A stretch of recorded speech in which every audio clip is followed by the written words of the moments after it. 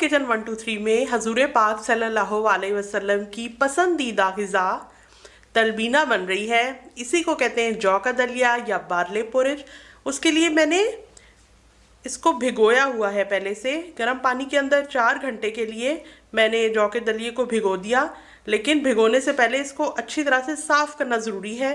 जब आप इसको 3-4 मरतबा पानी से साफ़ करते हैं तो तमाम गंदगी इसकी दूर हो जाती है। साफ़ करना लाजमी है।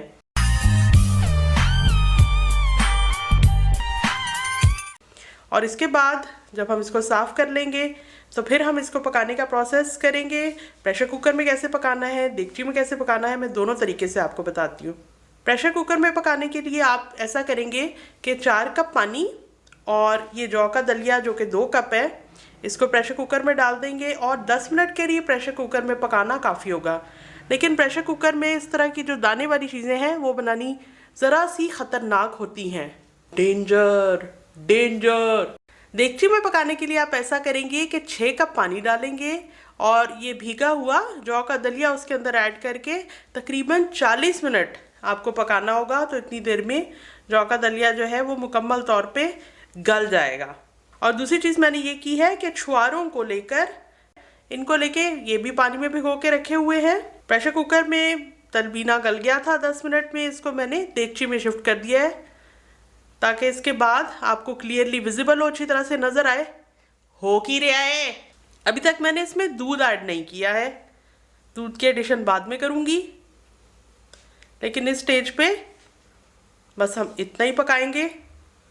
ये बिल्कुल खुश्क सा है, अभी इसके अंदर दूध की एडिशन होगी तो फिर ये खाने के काबिल बनेगा।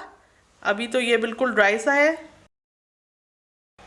ये मैंने 15 खजूरें ली हुई हैं जिसके बीज मैंने निकाल दिए और इसके ऊपर का जो हिस्सा होता है वो भी, और इसको छोटे छोटे टुकड़ों में काट लिया है छुरी की मदद से। अब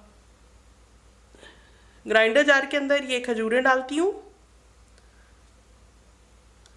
आधा कप दूध ऐड किया और अब ग्राइंडर को चला के इसका पेस्ट बना लेते हैं।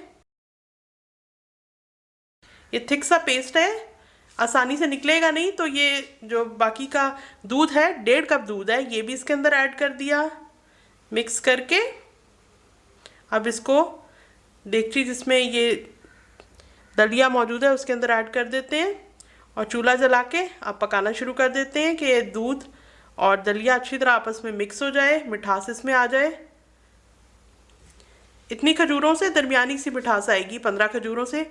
अगर आप तेज़ मीठा बनाना चाहते हैं इसको तो फिर आप 20 खजूरें इसमें ऐड करेंगे। और ये जो हम बना रहे हैं दलिया, ये ज़रा गाढ़ा सा होता है, पतला नहीं आप इसको रखेंगे। जब ये अच्छी तरह से मिक्स हो जाए दलिया और दूध तो बस इतना ही पकाना काफ़ी है।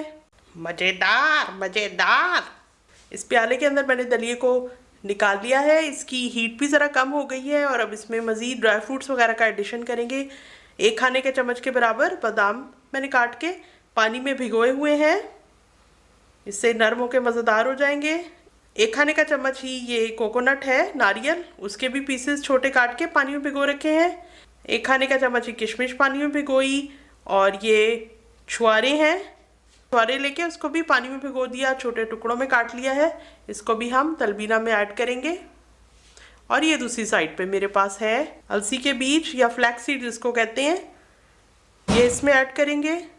तो सबसे पहले बादाम से डेकोरेशन करते हैं ताकि देखने में भी अच्छा लगे।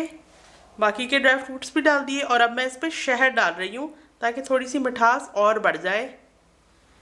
शहद डालने के बाद आपने पकाना नहीं है, खाते वक्त ही आप इसमें शहद ऐड करेंगे। तो तैयार हो गया है हमारा बहुत ही मज़ेदार, हमारी सेहत के लिए बहुत ही अच्छा तलबीना। 4-5 अफराद के लिए ये काफ़ी रहेगा।